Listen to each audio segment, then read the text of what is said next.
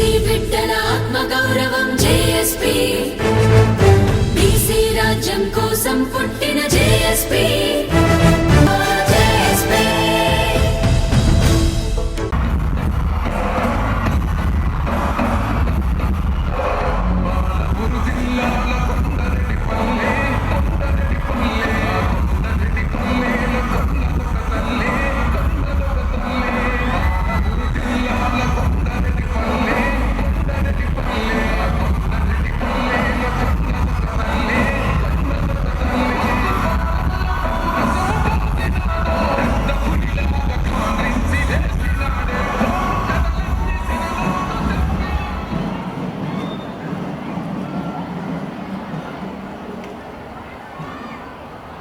తెలంగాణ రాష్ట్ర ప్రభుత్వం తరఫున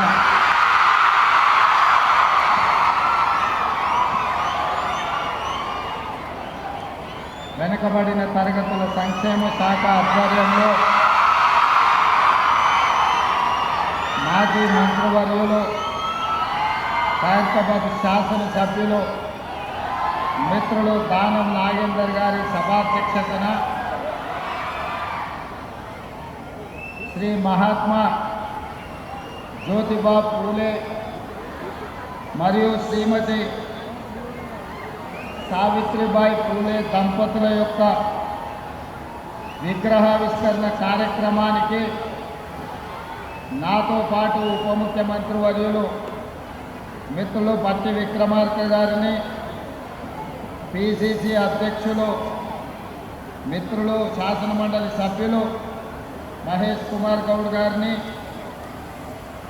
హైదరాబాద్ ఇన్ఛార్జ్ మంత్రివర్యులు మిత్రులు పొన్నం ప్రభాకర్ గారిని, సహచర మంత్రివర్గ సభ్యులు రుద్దిల్ల శ్రీధర్ బాబు గారిని, సోదరిమణి మంత్రివర్యులు కొండా సురేఖ గారిని, మరో సహచర మంత్రివర్గ సభ్యులు వాకిటి శ్రీహరి గారిని, మరో సహచర మంత్రివర్గ సభ్యులు మహమ్మద్ అజారుద్దీన్ గారిని, ప్రభుత్వ ప్రత్యేక సలహాదారులు పెద్దలు మాజీ పార్లమెంట్ సభ్యులు మాజీ పిసిసి అధ్యక్షులు కె కేశవరావు గారిని, మరో ప్రభుత్వ ప్రత్యేక సలహాదారులు మాజీ పిసిసి అధ్యక్షులు వి హనుమంతరావు గారిని, బలహీన వర్గాల నాయకుడు 5 దశాబ్దాలు మీకోసమే కొట్లాడిన రాజ్యసభ సభ్యులు మిత్రులు ఆర్ కృష్ణయ్య గారిని, అదేవిధంగా మరో రాజ్యసభ సభ్యులు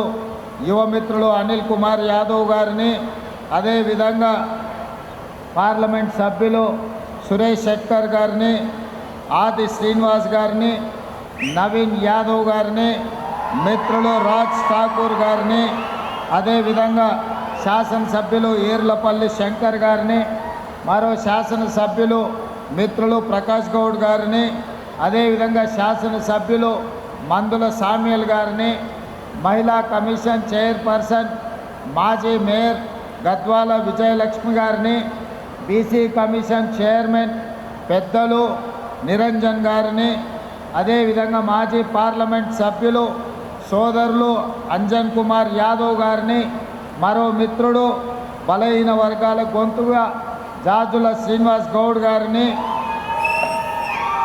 వివిధ కార్పొరేషన్ల చైర్మన్లను, బలహీన వర్గాల సంఘాలకు సంబంధించిన చాలామంది నాయకులను, ప్రాణ సమానులైన యువమిత్రులు తమ్ముళ్ళు చెల్లెళ్ళు వేలాదిగా హాజరయ్యి ఆదర్శ పురుషుడైన జ్యోతిబా పూలే దంపతుల యొక్క విగ్రహావిష్కరణ కార్యక్రమాన్ని ఒక పండుగ వాతావరణంలో నిర్వహించినందుకు మనస్ఫూర్తిగా అభినందనలు తెలియజేస్తున్నా. మిత్రులారా, చాలా సందర్భాలలో చాలా ప్రదేశాలలో డాక్టర్ బాబాసాహెబ్ అంబేద్కర్ గారి విగ్రహాన్ని లేదా మహాత్మా గాంధీ గారి విగ్రహాన్ని లేదా జ్యోతిబా పూలే విగ్రహాన్ని లేదా శ్రీమతి ఇందిరాగాంధీ రాజీవ్ గాంధీ గారి విగ్రహాలను ఈ రాష్ట్రంలో ఈ దేశంలో ఎక్కడికి వెళ్ళినా మనం చూస్తూ ఉంటాం. చాలామంది ఈ విగ్రహాల దగ్గరికి జయంతి వర్ధంతుల సందర్భంగా వారిని స్మరించుకోవడానికి, వారు చేసిన గొప్పతనాలను మాట్లాడుకోవడానికి మనం వేదికలుగా చూస్తూ ఉంటాం, వేదికలుగా మనం ఉపయోగిస్తూ ఉంటాం. కానీ మిత్రులారా, ఇక్కడున్న యువ మిత్రులు, ముఖ్యంగా మా చదువుకుంటున్న తమ్ముళ్ళు చెల్లెళ్ళు, ఈనాడు స్ఫూర్తిగా తీసుకోవలసింది, ఎక్కడైతే ప్రజా కూడలి ఉందో అది గ్రామంలో కావచ్చు, పట్టణంలో కావచ్చు, నగరంలో కావచ్చు, లేదా ఈరోజు హైదరాబాదు నగర నడిబొడ్డున నెక్లెస్ రోడ్డులో కావచ్చు, ఒక పక్కన అంబేద్కర్, మరొక పక్కన జ్యోతిబా పూలే, చౌరస్తాలో శ్రీమతి ఇందిరాగాంధీ గారు, ఆ పక్కన పివి నరసింహారావు గారి విగ్రహాలను మనం ఆవిష్కరించుకున్నాం. ఈ విగ్రహాలు అన్నీ వర్ధంతులు, జయంతులు జరుపుకోవడానికే కాదు, మనం ఈ ప్రాంతం గుండా ఎప్పుడు ప్రయాణించినా ఈ గొప్ప వ్యక్తుల యొక్క త్యాగాలను, వారి యొక్క స్ఫూర్తిని పొంది ఆ స్ఫూర్తితో మనం విద్యలో రాణించాలి, సామాజిక చైతన్యంతో వ్యవహరించాలి, సమాజ అభివృద్ధి కోసం పాటుపడడానికి వీళ్ళ స్ఫూర్తిని తీసుకోవడానికి ఈనాడు ఇక్కడ వీళ్ళ విగ్రహావిష్కరణలు మనం ఏర్పాటు చేసుకోవడం జరిగింది. మిత్రులారా, ఈరోజు ఈ నెక్లెస్ రోడ్ చౌరస్తా ఒక అద్భుతమైన చౌరస్తా. ఇక్కడికి వస్తే కష్టాలలో ఉన్న, సమస్యల్లో ఉన్న ఈ చౌరస్తాలో నిలబడితే నిలువెత్తు విగ్రహం డాక్టర్ బాబాసాహెబ్ అంబేద్కర్, అట్టడుగు వర్గాల నుంచి, సమాజ నిర్లక్ష్యాన్ని నుంచి ఈరోజు ఆకాశమంత ఎత్తుకెదిగిన డాక్టర్ బాబాసాహెబ్ అంబేద్కర్ ఈరోజు రాజ్యాంగాన్ని ఇవ్వడమే కాదు, ఓటు హక్కునివ్వడం ద్వారా ఓటునే ఆయుధంగా పాలకులను ఎన్నుకోవడానికి, క్రమశిక్షణ తప్పిన పాలకులను శిక్షించడానికి ఈనాడు ఓటు హక్కు అందించిన గొప్ప ప్రదాత డాక్టర్ బాబాసాహెబ్ అంబేద్కర్ గారు ఇక్కడ ఆవిష్కరించబడ్డారు. అదేవిధంగా సమాజంలో అంటరానితనం, ఆకలి కేకలు, నిరక్షరాస్యత, మూఢనమ్మకాలు, ఆనాటి కాలంలో అసలు చదువు అనేదే అందని సమయం, మహిళా చదువు అనేది ఆలోచనకు ఊహ కూడా అందని సందర్భం. 150, 160 సంవత్సరాల క్రితం ఆనాడు జ్యోతిబా పూలే మనలో చైతన్యం రావాలి అని అంటే, మన బతుకులు బాగుపడాలి, మన తలరాత మారాలి అంటే చదువు ఒక్కటే ఆయుధంగా మారాలి. చదువుకున్న వాడు ఆదర్శ పురుషుడుగా రాణిస్తాడు, ఆదర్శ మహిళగా రాణిస్తారని గుర్తించి 150, 160 సంవత్సరాల క్రితం తను చదువుకోవడమే కాదు, తన సతీమణిని కూడా చదివించడం ద్వారా మహిళకు చదువు ఎంత ముఖ్యమో జ్యోతిబా పూలే మనకు ఒక ఆదర్శప్రాయుడుగా నిలబడ్డాడు. 136 సంవత్సరాల క్రితం మరణించిన ఈనాడు కూడా ఈ తరం మనం వారిని ఆదర్శ పురుషుడిగా భావిస్తున్నామంటే సమాజంలో వారు తీసుకొచ్చిన సామాజిక విప్లవాన్ని ఈరోజు మనం గుర్తు చేసుకుంటున్నామంటే ఆయన ఆలోచన ఎంత ముందస్తుగా, ఎంత గొప్పగా వారు ఆలోచన చేసిండ్రో ఇవాళ మనం అర్థం చేసుకోవాల్సిన అవసరం ఉన్నది. అందుకే మిత్రులారా, ఆనాడు జ్యోతిబా పూలే చెప్పింది 136 సంవత్సరాల తర్వాత ఈరోజు ప్రజాపాలనలో, ఇందిరమ్మ రాజ్యంలో మేము అదే విధానాన్ని, అదే ఆలోచనను ఈరోజు కొనసాగిస్తున్నాం. నేను పలు సందర్భాలలో ఇక్కడున్న మా యువకులకు తెలుసు, చదువు ఒక్కటే మన తలరాతను మారుస్తుంది, చదువు ఒక్కటే మన ఆత్మగౌరవాన్ని నిలబెడుతుంది, చదువు ఒక్కటే సమాజంలో మనకు గుర్తింపునిస్తుంది. మన చదువే మన తల్లిదండ్రులను మన గ్రామంలో, మన పట్టణంలో, మన రాష్ట్రంలో తలెత్తుకొని నిలబడే విధంగా మన తల్లిదండ్రుల గౌరవం పెరుగుతుందని నేను పదే పదే ఈరోజు చెప్తున్నా. ఈనాడు మన ప్రభుత్వం వచ్చిన తర్వాతనే వివక్షకు లోనైన సమాజంలో విభజన కావించబడ్డ కులాల విభజనను ఈరోజు కులాల నిర్మూలన చెయ్యాలి అని అంటే, సామాజిక చైతన్యం తీసుకురావాలి అని అంటే బీసీ కులాలు వేరు, ఎస్సీ కులాలు వేరు, ఎస్టీ కులాలు వేరు, మైనారిటీ కులాలు వేరువేరుగా రెసిడెన్షియల్ స్కూళ్ళల్లో చదువుకోవడం కాదు, అందరు కలిసి కట్టుగా ఉన్నత వర్గాలతో సహా ఒకే దగ్గర చదువుకోవడం ద్వారా, ఒకే దగ్గర కూర్చొని తినడం ద్వారా, కలిసి జీవించడం ద్వారా కుల వ్యవస్థను నిర్మూలించవచ్చని ఈరోజు యంగ్ ఇండియా రెసిడెన్షియల్ స్కూల్స్ని ఒక విప్లవాత్మకమైన మార్పుని ఈరోజు తెలంగాణ రాష్ట్ర ప్రభుత్వం తీసుకొచ్చింది. ఇదే కాదు, ఈరోజు చదువు ఒక్కటే మన జీవితాలలో వెలుగు నింపుతుందని నర్సరీ నుంచి 12th క్లాస్ వరకు ఈరోజు సమూలంగా విద్యా వ్యవస్థను ప్రక్షాళన చేసి నర్సరీ నుంచి బ్రేక్ఫాస్ట్, లంచ్, ఈవినింగ్ స్నాక్స్తో సహా కాస్మెటిక్ ఛార్జెస్, డైట్ ఛార్జెస్ పెంచడమే కాకుండా నాణ్యమైన విద్యని ఈరోజు ప్రభుత్వ పాఠశాలల్లో, కళాశాలల్లో ఇవాళ అందించాలని ఈరోజు మనం ప్రయత్నం చేస్తున్నాం. పెద్దలు ఆర్ కృష్ణయ్య గారు చెప్పారు ఫీజు రియంబర్స్మెంట్ గురించి. గతంలో జరిగిన అవకతవకలను వదిలేస్తే ఈ విద్యా సంవత్సరం నుంచి అడ్వాన్స్గా బ్యాంకు ఖాతాలో డబ్బులు రెడీగా పెడుతున్నాం. ప్రతి సంవత్సరం 2400 కోట్ల రూపాయల ఫీజు రియంబర్స్మెంట్ అడగకుండానే మీ ఖాతాలలో వేసి ఎవరి దగ్గర మీరు చెయ్యి సాల్సిన అవసరం లేదు. పారదర్శకంగా ప్రక్షాళనతో ఈరోజు మీ ఫీజు రియంబర్స్మెంట్ను అమలు చేయడానికి ఈ ప్రభుత్వం నిర్ణయం తీసుకున్నది. ప్రతి సంవత్సరం ఆర్ కృష్ణయ్య గారికి, మా జాజుల శ్రీనివాస్ గారికి విజ్ఞప్తి చేస్తున్నా, ప్రతి సంవత్సరం 2300 కోట్ల రూపాయల ఫీజు రియంబర్స్మెంట్ అడ్వాన్స్గా బ్యాంకు ఖాతాలో పెట్టి విద్యార్థుల ఖాతాలోకి నగదును బదిలీ చేసే విధంగా ఈరోజు సమూలమైన ప్రక్షాళన తీసుకొచ్చి బ్యాంకులో మా భట్టి గారు ఈ అకాడమిక్ ఇయర్కు సంబంధించిన 250 కోట్లు అడ్వాన్స్గా ఈరోజు ఖాతాలో పెట్టిండు. పిల్లలు కాలేజీల అడ్మిషన్లు వచ్చినెంబడే మీరు ఆన్లైన్లో అప్లై చేసుకోండి, విత్ ఇన్ ఏ మంత్ మీ ఖాతాలో మీ ఫీజు పడుతుంది. ఎవరు కలత చెందాల్సిన, ఎవరు చింతించాల్సిన అవసరం లేదు, ఎవరి దగ్గరికి మీరు వెళ్ళాల్సిన అవసరం లేదు. ఇక భవిష్యత్తులో ఏ కాలేజ్ కూడా మీరు ఫీజులు కట్టలేదని మీ సర్టిఫికెట్లు ఇవ్వమనే అవకాశం ఏ యాజమాన్యానికి ఇవ్వము.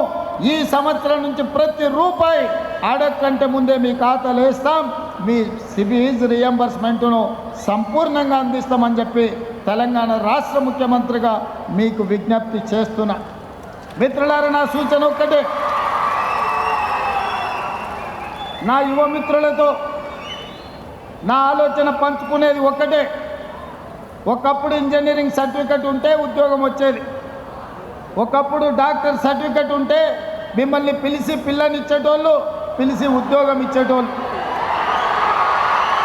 కానీ ఇవాళ డాక్టర్, ఇంజనీరింగ్ సర్టిఫికెట్ ఉంటే సరిపోవడం లేదు.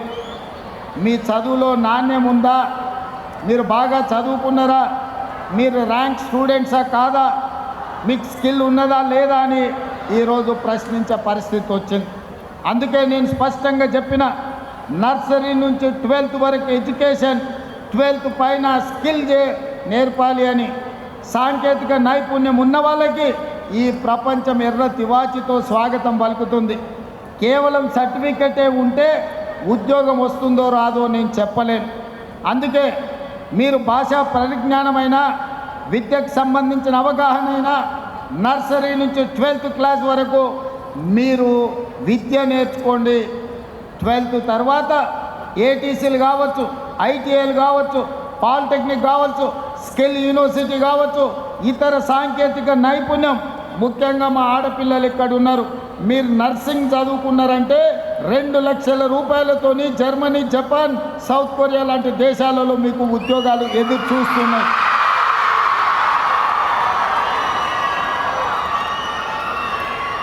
డాక్టర్లు, లాయర్లు, ఇంజనీర్లతో పాటు సాంకేతిక నైపుణ్యాన్ని నేర్చుకోండి. ఐఏఎస్లు, ఐపీఎస్లతో పాటు సాంకేతిక నైపుణ్యం నేర్చుకోండి.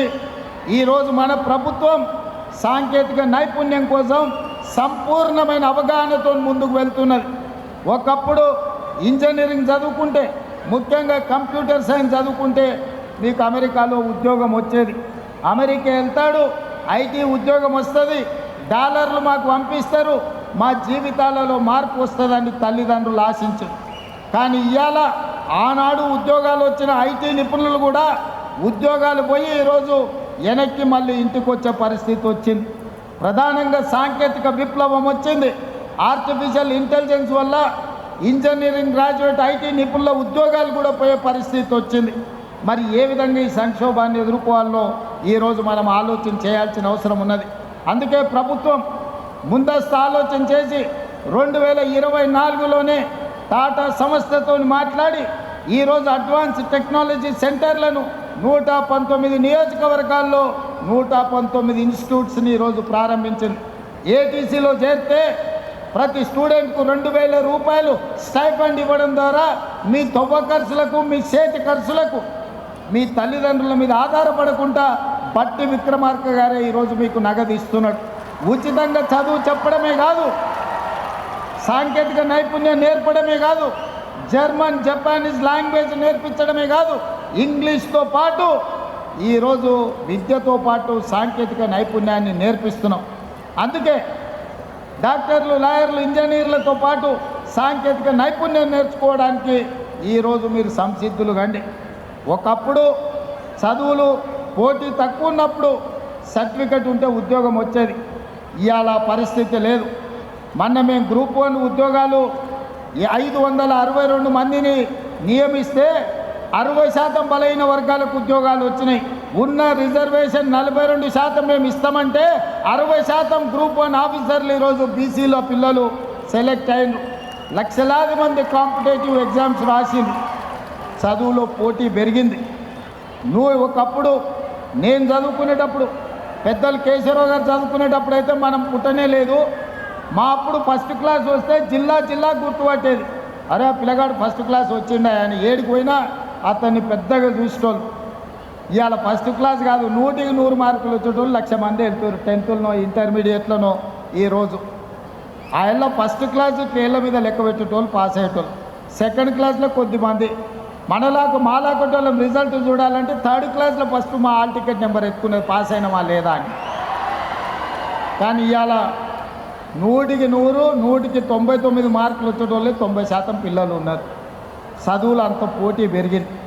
మరి అంత పోటీ పెరిగినప్పుడు ఉద్యోగాలలో పోటీ పెరగదా? మీ క్లాసులలో మీ మార్కులే చూసుకుంటారు కదా, నేను చెప్పాల్సిన పని లేదు. అసలు ఎవరైనా 35-40 మార్కులతో పాస్ అయ్యేటోళ్ళు ఈ కాలంలో ఎవరైనా ఉండరా? 90 పైనే సీటు రావాలంటే 100%, 99%, 98%లోనే మంచి కాలేజీలలో సీట్లు ఆగిపోతున్నాయి. మా జర్నలిస్టులు కూడా ఇడు వాళ్ళ పిల్లల చదువులు వాళ్ళకి తెలియదా ఎంత పరిస్థితి ఉందో? మరి ఇంత పోటీ ప్రపంచంలో అందరూ 100కి 100% తెచ్చుకోవాలంటే సాధ్యం కాకపోవచ్చు. కొందరు చదువు కంటే కూడా సాంకేతిక నైపుణ్యంలో రాణించే వాళ్ళు ఉంటారు. కొందరు క్రీడల్లో రాణించే వాళ్ళు ఉంటారు. ఆటల్లో మేటి ఉంటారు. మట్టిలో మాణిక్యాలు ఉంటారు.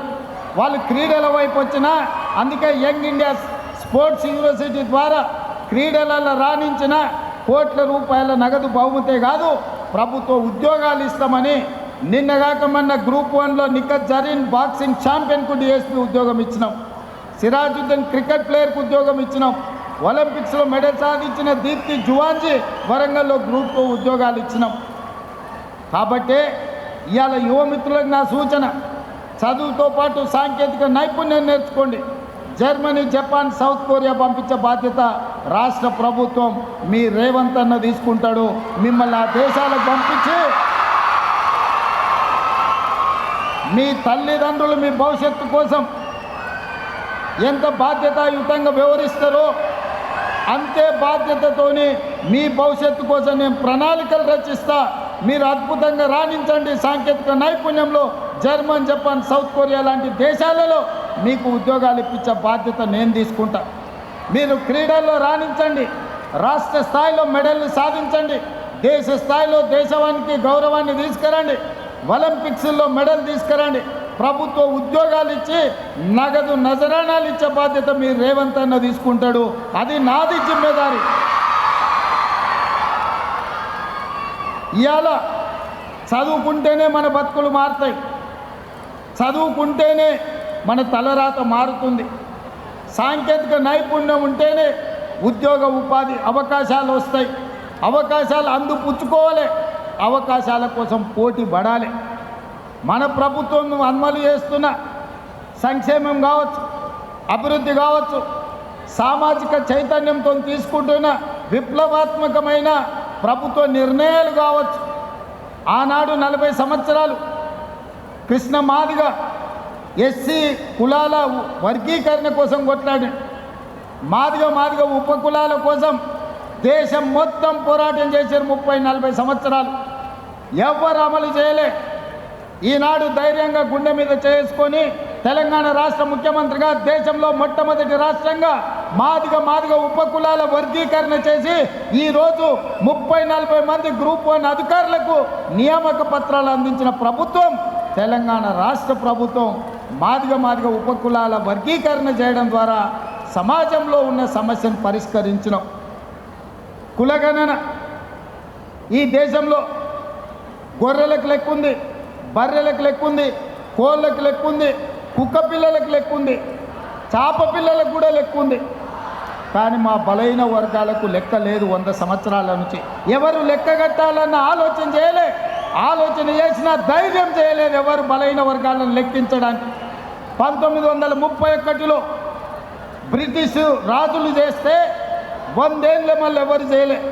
కానీ ఈనాడు మా మిత్రుడు మహేష్ కుమార్ గౌడ్ గారు, మా సోదరుడు బట్టి విక్రమార్క గారు, నేను కలిసి పొన్నం ప్రభాకర్ గారి అధ్యక్షతన ఈ దేశంలోనే మొట్టమొదటి రాష్ట్రం తెలంగాణ రాష్ట్రం జనగణన చేసి బలైన వర్గాల లెక్క తేల్చి మీరు ఎంతమంది ఉన్నారో, మీరు ఎంత భాగస్వామ్యం మీకు ఇవ్వాలో లెక్కలు తేల్చి ఈరోజు కేంద్ర ప్రభుత్వానికి సవాలు విసిరిన ప్రభుత్వం తెలంగాణ రాష్ట్రంలో ఉంది. మీ రేవంత్ అన్నగా నేను మీకోసం చేసి పెట్టిన ఈరోజు ఫిబ్రవరి 2024 నాడు మొదలుపెట్టి ఫిబ్రవరి 2025 నాటికి సంవత్సరం తిరిగే లోపల లెక్కలు మొత్తం లెక్కపెట్టి ఫిబ్రవరి 4ను సామాజిక సోషల్ జస్టిస్ డేగా ఈరోజు తెలంగాణ రాష్ట్ర ప్రభుత్వం జరుపుకుంటుంది. సోదరులారా, వేదిక మీద ఉన్న మిత్రులందరికీ తెలుసు, జాజుల శ్రీనివాస్ గౌడ్ గారికి చాలా వివరంగా తెలుసు ఎన్ని ఒత్తిళ్ళు వచ్చినాయో. ఏ పరిస్థితుల్లో తప్పు జరగకుండా కోర్టుల ముందు నిరంజన్ గారు ఉన్నారు, ఇక్కడే బీసీ కమిషన్ చైర్పర్సన్, కోర్టులో పిటిషన్లు వేసిన వాళ్ళు, లిటిగేషన్లు పెట్టిన వాళ్ళు, ముందుకు వద్దన్నోళ్ళు, శాపనార్థాలు పెట్టినోళ్ళు, కులగణన జనగణనలో భాగస్వామ్యం చెయ్యనోళ్ళు, మాజీ ముఖ్యమంత్రి మాజీ మంత్రులు చేసిన వాళ్ళు ఈ జనగణ బీసీ కులగణలో పాల్గొనలే. వాళ్ళు లెక్కలకే రాలే. ఎందుకంటే లెక్క పెడితే వాళ్ళు ఎంతమంది ఉన్నారో తెలుస్తుంది, వాళ్ళకి ఎన్ని పదవులు ఇచ్చినారో తెలుస్తుందని లెక్కలోనే వాళ్ళు లైన్లో నిలబడలే. అయినా వాళ్ళు అసెంబ్లీలో వ్యతిరేకించిన చట్టపరంగా కమిషన్ నియమించి చట్టపరంగా అన్ని నిబంధనలు అమలు చేసి ఈరోజు దేశంలోనే మొట్టమొదటి రాష్ట్రంగా బలహీన వర్గాల లెక్కలు తేల్చిన రాష్ట్రం తెలంగాణ రాష్ట్రం. మనమే మొదటి రాష్ట్రం, మనమే చివరి రాష్ట్రం. ఇన్ని గొప్పలు చెప్పే ప్రధానమంత్రి గారికి గుజరాత్లో కూడా చెయ్యలేదు. ఈరోజు భారతదేశ జనాభా లెక్కలు కట్టాలి అనంటే కులగణన చెయ్యక తప్పని పరిస్థితి ప్రధానమంత్రికి కల్పించడం. మా హనుమంతరావు గారు ఢిల్లీ స్థాయిలో కొట్లాడుతున్నాడు. ఢిల్లీలో ధర్నా జరిగినప్పుడు కూడా నేను అక్కడికి వెళ్ళినా. వెనకటికి పెద్దోళ్ళు చెప్పారు ఏట్లేసినా లెక్కగా చెయ్యాలని. మరి బలహీన వర్గాలకు సంక్షేమాన్ని అందించాలన్నా, బలహీన వర్గాలకు ఉద్యోగ ఉపాధి అవకాశాలు ఇవ్వాలన్నా వాళ్ళ లెక్క ఉండాలి కదా. ఆ లెక్కను జిమ్మెదారితో మన ప్రభుత్వం చేసింది, మీకోసం చేసింది, మీ భవిష్యత్తు కోసం చేసింది. భవిష్యత్ తరాల యొక్క అభ్యున్నతే మా ఆలోచన. ఇవాళ సామాజిక చైతన్యానికి అవసరమైన ప్రతి నిర్ణయాన్ని ఎస్సీ వర్గీకరణ కావచ్చు, బీసీ కులగణన కావచ్చు, ఈ రకంగా ప్రతి సమస్యను ఒకటొకటిగా పరిష్కరించుకుంటూ పోతున్నాం. మిత్రులారా, ఆనాడు ప్రభుత్వం మీరు చూసి ఉండొచ్చు. ఆనాటి ప్రభుత్వం నినాదం ఏంది? బర్రెలు గొర్రెలు పెంచుకోండి, చేపలు పట్టుకోండి, చెప్పులు కుట్టుకోండి అని చెప్పి బలహీన వర్గాలను దళితులకు కులవృత్తి చేసుకోండి అని చెప్పింది. ఆనాడు ప్రభుత్వం పెద్ద పెద్ద ప్రకటనలు ఇచ్చింది. మా మిత్రుడు శ్రీహరి ఉన్నాడు, చేపలు పట్టుకోండి అని ముదిరాజులకు మా బెస్త సోదరులకు చెప్పారు. గొర్రెలు బర్రెలు పెంచుకోండి అని మా యాదవ్ సోదరులకు చెప్పిండ్రు. మా సోదరులు మా దళిత సోదరులకు చెప్పులు కుట్టుకోమని చెప్పిండు. ఎందుకయ్యా అంటే మీరు గొర్రెలు బర్రెలు పెంచుకొని, మీరు చేపలు పట్టుకొని, మీరు చెప్పులు కుట్టుకుంటుంటే వాళ్ళ పిల్లలు మాత్రం రాజ్యాలు ఏలాలని వాళ్ళ ఆలోచన. మీరు చదువుకుంటే, మీరు డాక్టర్లు ఇంజనీర్లు అయితే, మీరు ఐఏఎస్లు ఐపీఎస్లు అయితే రాజ్యాధికారంలో మీరు భాగం అడుగుతారు కాబట్టి మీరు చదువుకోవద్దన్న ఆలోచనతోని గొర్రెలు బర్రెలు చేపలు చెప్పులు కుట్టుకోండి అని ఆనాటి పాలకులు చెప్తే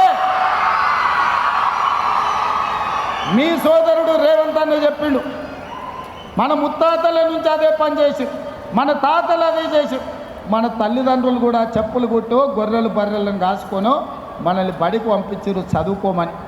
ఇప్పుడు కూడా మన తరం చెప్పులు కుట్టుకోవాల్సిందేనా? ఇప్పుడు కూడా గొర్రెలు బర్రెలను పెంచుకోవాల్సిందేనా? చేప పిల్లలను పట్టుకోవాల్సిందేనా? మనలో మార్పు రావద్దా? ఈ సమాజంలో మనం డాక్టర్లు కావద్దా? ఈ సమాజంలో లాయర్లు ఇంజనీర్లు కావద్దా? ఈ సమాజంలో ఐఏఎస్లు ఐపీఎస్లు కావద్దా? ఈ సమాజంలో ఎమ్మెల్యేలు ఎంపీలై మంత్రులై ఈ దేశ పరిపాలనలో భాగస్వాములు మీరు కావద్దా? అందుకే ఇవన్నీ జరగాలి అని అంటే మీరు చదువుకోవాలి. చదువు ఒక్కటే మీ తలరాతను మారుస్తుంది.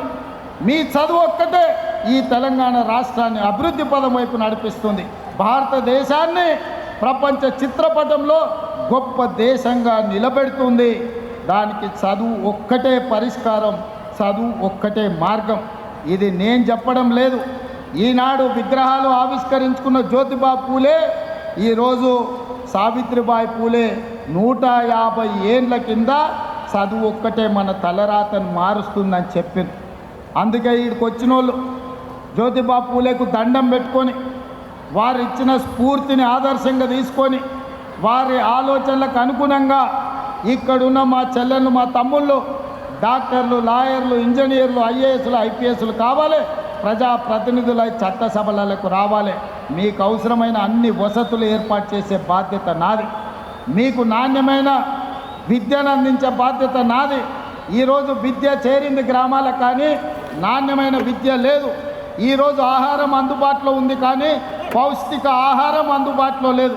అందుకే నాణ్యమైన విద్యను పౌష్టిక ఆహారాన్ని మీకు అందించే బాధ్యత నాది. మీ తల్లిదండ్రులకు మీరు భారం కావాల్సిన పని లేదు. మీ సోదరుడు రేవంత్ అన్న ఇక్కడ ఉన్నాడు. మీ తల్లిదండ్రులకు భారం కాకుండా మీ బంగారు భవిష్యత్తు కోసం అహర్నిశలు రోజుకు 18 గంటలు మీకోసం పనిచేస్తా. నాకు వయసు ఉంది, ఓపిక ఉంది. కేశవరావు గారు లాంటి అనుభవజ్ఞుల సలహాలు నాకున్నాయి. కష్టపడి పనిచేయడానికి మిత్రులుగా పొన్నం ప్రభాకర్, మహేష్ గౌడ్, బట్టి విక్రమార్క గారు సహచరులుగా ఉన్నారు. ఇంత మంచి అవకాశం మళ్ళీ రాదు. ఇలాంటి మీరు కోరుకున్న ప్రభుత్వం ఇప్పట్లో మళ్ళీ రాదు. దీన్ని కొనసాగించండి. మీ ఉజ్వల భవిష్యత్తుకు పనిచేసే అవకాశం మాకు లభించింది. ఈ అవకాశాన్ని ఉపయోగించుకొని మీ బంగారు భవిష్యత్తుకు బాటలు వేసే బాధ్యత ఈ ప్రభుత్వం తీసుకుంటుంది. ఈ కార్యక్రమానికి విచ్చేసిన సోదరిమణులందరూ, ముఖ్యంగా విద్యార్థులందరినీ మనస్ఫూర్తిగా అభినందిస్తున్నా. చదువులో రాణించండి, క్రీడల్లో రాణించండి, పరిపాలనలో రాణించండి. ఒక పారదర్శకమైన ప్రభుత్వాన్ని నడిపించడానికి సహకరించాల్సిందిగా కోరుకుంటూ మీ అందరి దగ్గర సెలవు తీసుకుంటున్న. ధన్యవాదాలు మిత్రులారా. ధన్యవాదాలు సార్. ఇప్పుడు ముఖ్యమంత్రి గారికి ఓ చిరు సన్మానం ఉంది సార్. ఆపండి.